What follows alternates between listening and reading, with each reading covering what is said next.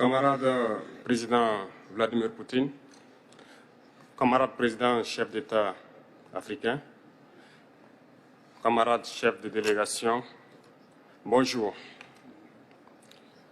C'est un honneur pour moi ce matin donc de prendre la parole ici et de vous passer donc le salut fraternel du peuple du pays des hommes intègres.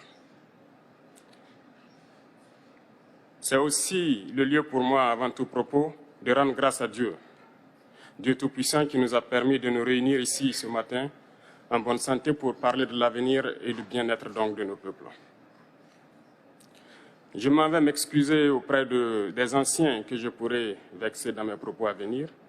Africanité oblige, les droits d'aînesse, je me dois de m'excuser. Camarades, j'ai quelques questions donc de ma génération, mille et une questions qu'on se pose. Mais nous n'avons pas de réponse. Et il se trouve qu'ici, nous pouvons laver donc notre linge sale parce qu'on se sent en famille. On se sent en famille en ce sens que la Russie est une famille aussi pour l'Afrique. C'est une famille parce que nous avons la même histoire. La Russie a consenti d'énormes sacrifices pour libérer le monde du nazisme pendant la Seconde Guerre mondiale. Les peuples africains, nos grands-pères, ont été déportés de force aussi pour aider l'Europe à se débarrasser du nazisme. Nous partageons la même histoire en ce sens que nous sommes les peuples oubliés du monde, qu'ils soient dans les livres d'histoire, dans les documentaires ou films. On tend donc à balayer le rôle prépondérant qu'a joué la Russie et de l'Afrique dans cette lutte contre le nazisme. Nous sommes ensemble parce que, actuellement, nous sommes là pour parler de l'avenir de nos peuples, de ce qui va advenir demain, de ce monde libre auquel nous aspirons, de ce monde sans ingérence dans nos affaires internes. Nous avons les mêmes perspectives et je souhaite que ce sommet soit l'occasion donc de pouvoir tisser de très bonnes relations en vue d'un meilleur avenir de nos peuples. Les questions que mes générations se posent sont les suivantes, si je peux me résumer.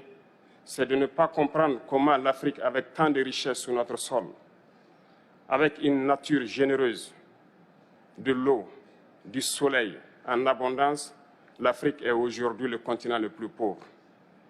L'Afrique est un continent affamé.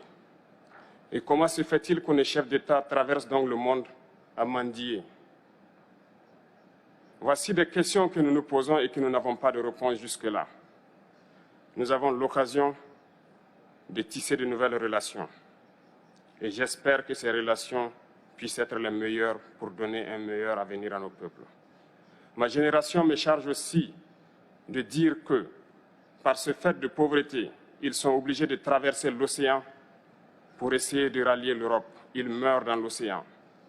Mais que prochainement, ils n'iront pas traverser parce qu'ils viendront devant nos palais pour chercher leur pitance quotidienne.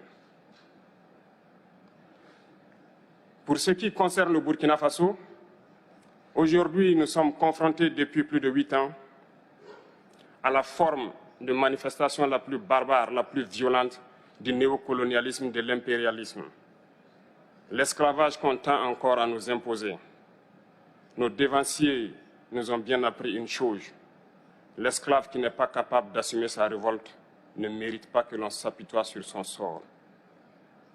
Nous ne nous apitoyons pas sur nos sorts, on ne demande pas que quelqu'un s'apitoie sur notre sort. Le peuple burkinabé a décidé de lutter contre l'île terroriste en mesure de relancer son développement. Dans cette lutte, des vaillants peuples, des vaillantes populations se sont engagées à prendre les armes face au terrorisme, ceux que nous avons affectueusement appelés les VDP, des volontaires.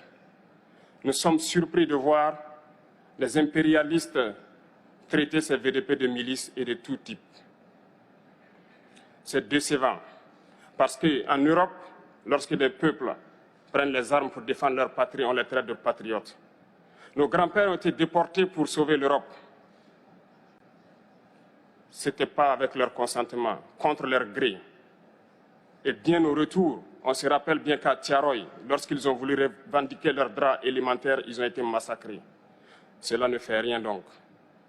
Lorsque nous, peuple, nous décidons de nous défendre, on nous traite de milices. Mais là n'est pas le problème. Ce qui est le problème, c'est de voir des chefs d'État africains qui n'apportent rien à ces peuples qui se battent, mais qui chantent la même chose que les impérialistes en nous traitant de milices, en nous traitant donc d'hommes qui ne respectent pas les droits de l'homme. De quels droits de l'homme parle-t-on? Nous nous offusquons contre cela et c'est honteux. Il faut que nous, chefs d'État africains, nous arrêtons de nous comporter donc en marionnettes qui dansent à chaque fois que les impérialistes tirent sur les ficelles. Hier, le président Vladimir Poutine a annoncé donc l'envoi de céréales en Afrique. Nous sommes bien contents. Nous lui disons merci pour cela. Mais aussi, c'est un message passé à nous, chefs d'État africains, parce qu'au prochain forum, nous ne devrons pas venir ici sans avoir assuré, pour ceux qui ne connaissent pas la guerre, l'autosuffisance alimentaire de nos peuples. Nous devons prendre l'expérience de ceux qui ont pu déjà atteindre cela en Afrique, tisser de bonnes relations ici et tisser de meilleures relations avec la Fédération de Russie pour pouvoir assouvir les besoins de nos populations. Je ne serai pas peut-être long, le temps imparti est très court. Nous sommes obligés de nous arrêter à un moment donné. Mais je voudrais terminer en disant que nous devons donc rendre hommage à nos peuples qui se battent. Gloire à nos peuples, dignité à nos peuples, victoire à nos peuples. La patrie ou la mort, nous vaincrons. Merci, camarades.